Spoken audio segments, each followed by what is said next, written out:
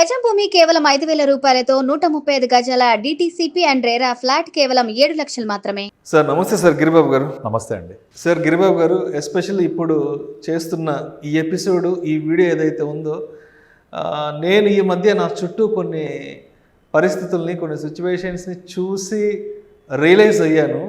అంటే ఇప్పుడు ఎవరైతే పేరెంట్స్ 60s 70sలో ఉంటారో వాళ్ళు ఏదైనా ఖర్చు పెట్టుకోవాలంటే వాళ్ళ దగ్గర అమౌంట్ డబ్బులు లేకపోవడము, కొడుకు ఒక 1000 రూపాయలు 2000 ఇవ్వడము, లేదంటే కూతురు ఏదైనా ఒక 500 1000 2000 ఇవ్వడము, ఆ అమౌంట్తో వాళ్ళు ఏదైనా హాస్పిటల్ ఖర్చులు పెట్టుకోవడము, లేదంటే ఆ అమౌంట్తో వాళ్ళు ఏదైనా ట్రావెలింగ్ చేయడము.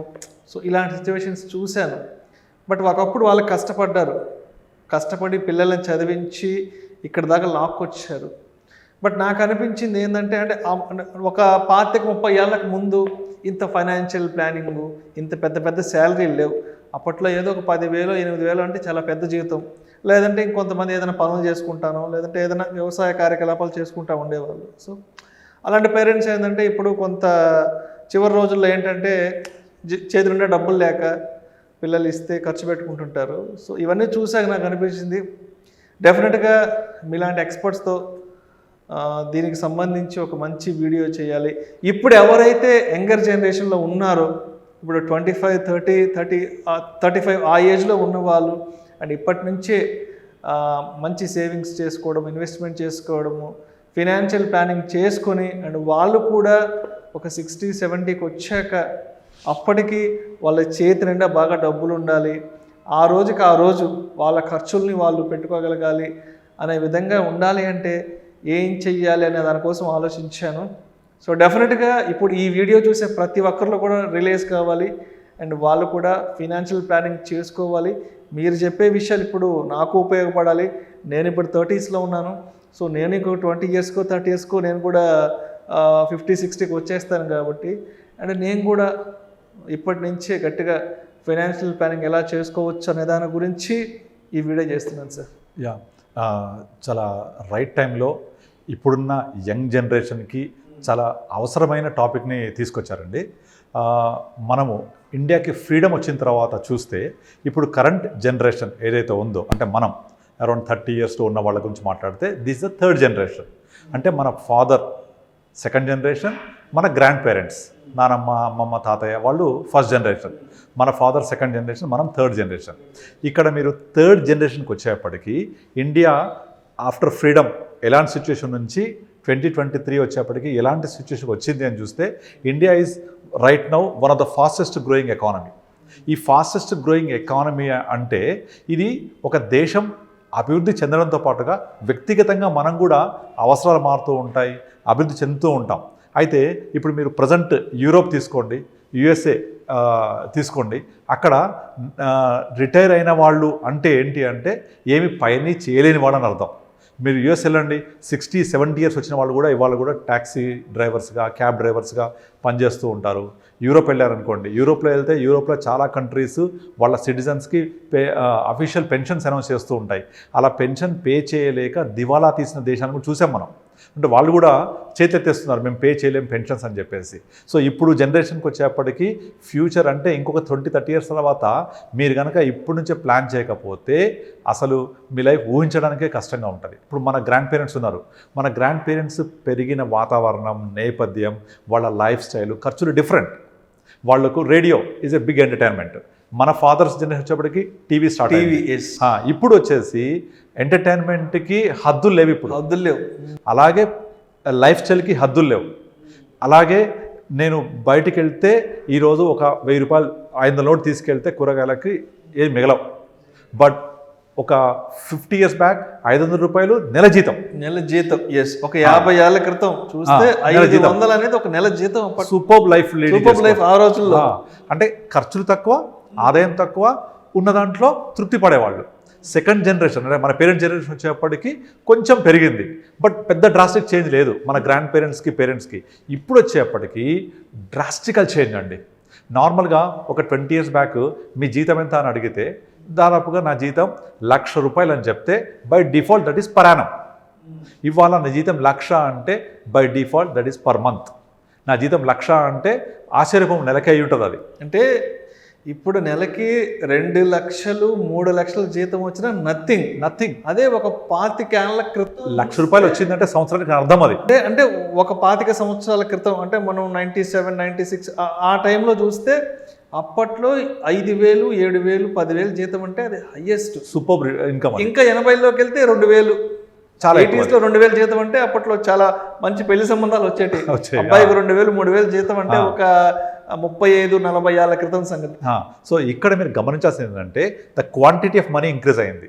క్వాంటిటీ ఆఫ్ మనీ అంటే 20 ఏళ్ల క్రితం ₹1,00,000 అనేది సంవత్సర ఆదాయం అయితే ఇవాళ ₹1,00,000 అనేది నెల ఆదాయం. మరి ₹1,00,000 నెల ఆదాయం అంటే ఒక 20 years బ్యాక్ మాట్లాడితే అరే నాకే కనుక ₹1,00,000 వస్తే సూపర్ లైఫ్ లీడ్ చేయొచ్చు, ఎక్సలెంట్ లైఫ్ అనుకోవచ్చు. కానీ వాళ్ళు వస్తున్నాయి మన చేతికి ₹1,00,000. కానీ ₹1,00,000 వచ్చిన ఆనందపడే లోపల ఆవిరైపోతాయి అవి.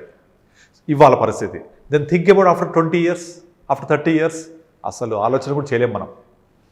కనుక మన గ్రాండ్ పేరెంట్స్, మన పేరెంట్స్, మనము ఎలాగైతే లైఫ్లో ఇన్కమ్ లెవెల్స్ మారిపోతున్నాయి, ఎక్స్పెన్సెస్ మారిపోతున్నాయి, నీడ్స్ మారిపోతున్నాయి, అన్ని అవసరాలు మారిపోతున్నాయి కదా. అలా మారిపోతున్న టైంలో మీరు మీ అవసరాన్ని తీర్చుకోవడం కోసం ఇప్పటి నుంచే ప్లాన్ చేయకపోతే చాలా దుర్భరమైన జీవితం ఉంటుందండి. ఎందుకంటే ఇప్పుడు ఈ రోజుల్లో మనం చూస్తున్నాం, పొద్దున్న లేస్తే ఒక చిన్న అవసరాలు తట్టుకోలేక తీర్చుకోలేక ఆర్థిక కష్టాలని ఆత్మహత్య చేసుకునే వాళ్ళని బోల్డ్ మంది చూస్తున్నాం. చిన్న ఇబ్బందులు ఏమైనా పెద్దవి కూడా కనిపించావు మనకు. సో అలా తట్టుకోలేక ఆత్మహత్య చేసుకుంటున్నారంటే వాళ్ళు ఏ విధంగా దీన్ని ఆలోచిస్తున్నారు అంటే దీని ఒక భూతద్దనం చూసి నాకు ఇది ఆర్థికంగా సమస్య వచ్చింది తట్టుకోలేను అని చనిపోయే పరిస్థితి వస్తుంది. సో అంత దారుణంగా ఫీల్ అయ్యే బదులు ముందు నుంచి ప్లాన్ చేసుకొని మనము 20 years తర్వాత ఏ సిచ్యువేషన్లో ఉంటాం చూస్తున్నాం కదా. 20 years నుంచి ఎలా అయితే రూపీ వాల్యూ డిప్రిషియేట్ అయ్యి అవసరాలు పెరుగుతూ ఖర్చులు పెరుగుతున్నాయో దాన్ని దృష్టిలో పెట్టుకొని మనం వెళ్ళాలి. ఇక్కడ మీరు అడిగినట్టుగా మన పేరెంట్స్ మనల్ని డబ్బులు అడిగితే మన జనరేషన్ వరకు మనం స్టిల్ ఇస్తున్నాం. అంటే లైక్ మా ఫాదర్ అడిగారు ఇస్తాను నేను, మీ ఫాదర్ అడిగారు మీరు ఇస్తారు. ఇక నెక్స్ట్ జనరేషన్ మన పిల్లలు ఛాన్సే లేదు. అంటే మన పిల్లలు 4th generation అని చెప్పొచ్చు. మన గ్రాండ్ పేరెంట్స్ మన పిల్లలు 4th జనరేషన్లో ఈ సర్కిల్ అనేది చాలా చిన్నదైపోయింది. మన గ్రాండ్ పేరెంట్స్ ఉన్నప్పుడు వాళ్ళ కుటుంబం సైజ్ ఎంత అంటే బాబాయిలు, నానమ్మలు, తాతయ్యలు అందరు కలిపి ఒక 10-15 మంది ఉమ్మడి కుటుంబం ఉండేది. మన పేరెంట్స్ వచ్చేప్పటికి కొంచెం తగ్గిపోయింది అది. అంటే మా నాన్నకు 2-3 కొడుకులు వీళ్ళంతా ఒక దగ్గర ఉండేవాళ్ళం. అంటే కన్ఫైన్ అయిపోయింది. ఇప్పుడు ఇక ఎవరు లేరు, నేను నా భార్య పిల్లలు అంతే, ఇదే నా లైఫ్. ఇక ముందు మన కొడుకుంటే తన భార్య అంతవరకే. ఇక అస్సలు ఆ సర్కిల్లోకి ఈవెన్ పేరెంట్స్ కూడా ఎలవ్ లేదు. మనం అట్లీస్ట్ మన సర్కిల్లోకి మన పేరెంట్స్ ఎలవ్ చేస్తున్నాం, కొంత బెటర్. బట్ నెక్స్ట్ జనరేషన్లో ఆ సర్కిల్లోకి పేరెంట్స్ కూడా రాలేరు. ఓన్లీ తన వైఫ్ అంతే, తన పిల్లలు మహా అయితే, అంతకు మించి ఉండదు. కనుక ఈ సర్కిల్ కన్ఫైన్ అయిన కొద్దీ మన మీద మనమే డిపెండెన్స్ అవ్వాలి తప్ప ఇంకోరి మీద డిపెండ్ అయ్యే అవకాశం లేదు. ఇప్పుడు మీరు చిన్నప్పటి నుంచి నేను చదువు చెప్పించాను, నీకు ఉద్యోగం రావడానికి నేను హెల్ప్ చేశాను కనుక నాకు నా మెయింటెనెన్స్ ఇవ్వు అని అడగలమా? క్వశ్చనే లేదు. బట్ మన పేరెంట్స్కి హెల్ప్ చేశాము. ఇప్పుడు నార్మల్గా ఇప్పుడు సపోజ్ మన పిల్లల్ని నీకు నేను చదివి చెప్పించాను, తర్వాత నీకంతా ఉద్యోగం రావడం కోసం హెల్ప్ చేశాను కనుక నా మెయింటెనెన్స్ కోసం కూడా నువ్వే చూసుకోవాలి, నాకు నువ్వు మెయింటెనెన్స్ డబ్బులు ఇవ్వు ఎవ్రీ మంత్ అంటే ఇస్తారా? పాసిబుల్ కాదు. ఎందుకంటే మన పిల్లలు కూడా పెద్ద అయిన తర్వాత వాళ్ళకు ఒక లైఫ్ ఉంటుంది, వాళ్ళ ఫ్యామిలీ, వైఫ్, పిల్లలు ఉంటుంది, తనకు బాధ్యతలు పెరుగుతాయి. ఆ బాధ్యతల్లో మనం కూడా బరువు కావద్దు కనుక మనమే చూసుకోవాలి. అందుకనే ఇప్పుడు మీరు ఎవరిని చూసినా సరే పెద్దవాళ్ళని, సో మీరు ఎలా ఉన్నారు, ఆరోగ్యంగా ఉన్నారా, మీకు డైలీ ఎక్స్పెన్సెస్ ఎలా సమకూరుస్తున్నాయంటే పాపం దానికి ఆన్సర్ చెప్పడానికి ప్రతి ఒక్కరు ఇబ్బంది పడుతూ ఉంటారు. అన్లెస్ పెన్షన్ వస్తే తప్ప.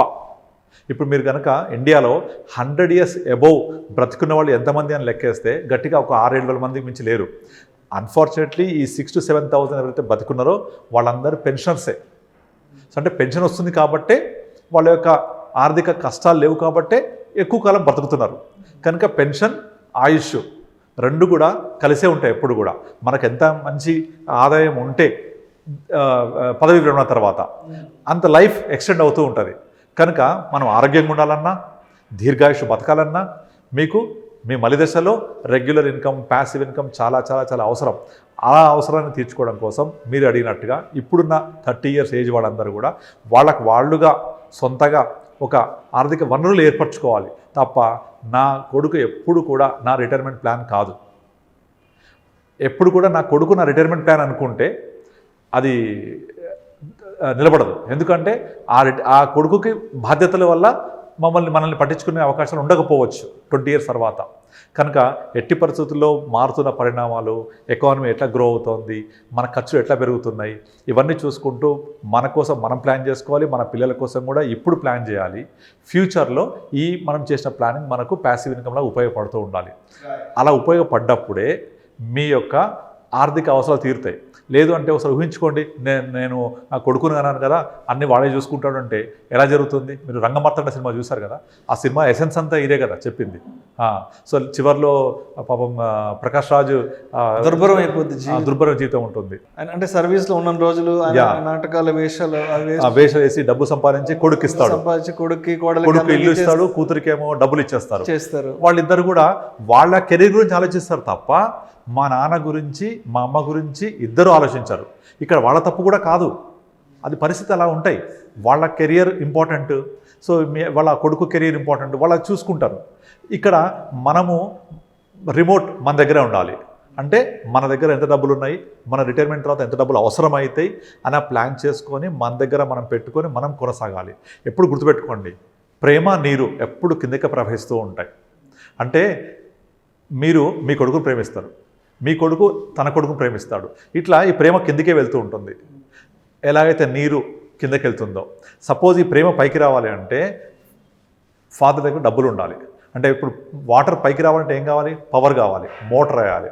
మోటార్ నడవాలంటే కరెంట్ కావాలి, కరెంట్ అంటే పవర్, డబ్బులు. అలాగే ప్రేమ కూడా అంతే, కింద నుంచి పైకి రావాలి అంటే మీరు మీ నాన్న ప్రేమిస్తారు, అదే పెన్షన్ వస్తూ ఎక్కువ డబ్బులు వస్తూ ఉంటే ఇంకెక్కువ ప్రేమిస్తారు, సో ఆ ప్రేమ పైకి వెళ్ళాలి అంటే డబ్బులు ఉంటే పర్ఫెక్ట్గా పైకి వెళ్తాయి, చూసుకుంటూ ఉంటారు. అదే మీరు గమనించండి, మామూలుగా మదర్ ఫాదర్ పొరపాటున ఎవరో ఒకళ్ళు జరిగిపోవడం ఉంటే, అంటే చనిపోతే మదర్కి ఈజీగా లైఫ్ లీడ్ అయిపోతుంది. ఎందుకు అంటే అమ్మ పనిచేస్తుంది కాబట్టి కొడుకులు చూసుకుంటారు, తండ్రి పనిచేయడం కాబట్టి చూసుకోరు. ఇది మనం చాలామంది చూస్తూనే ఉన్నాం.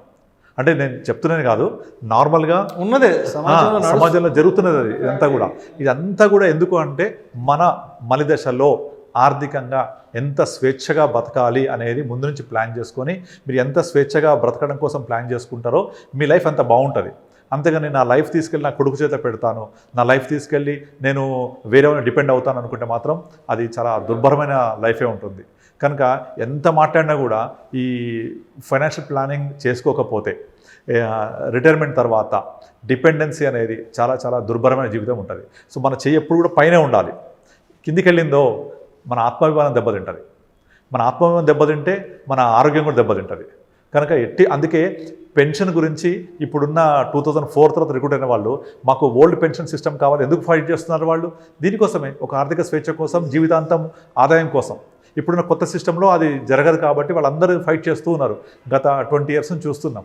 కనుక పెన్షన్ అనేది అన్ని టెన్షన్స్ తీర్చడానికి కోసం ఉపయోగపడే ఒక తారక మంత్రం లాంటిది.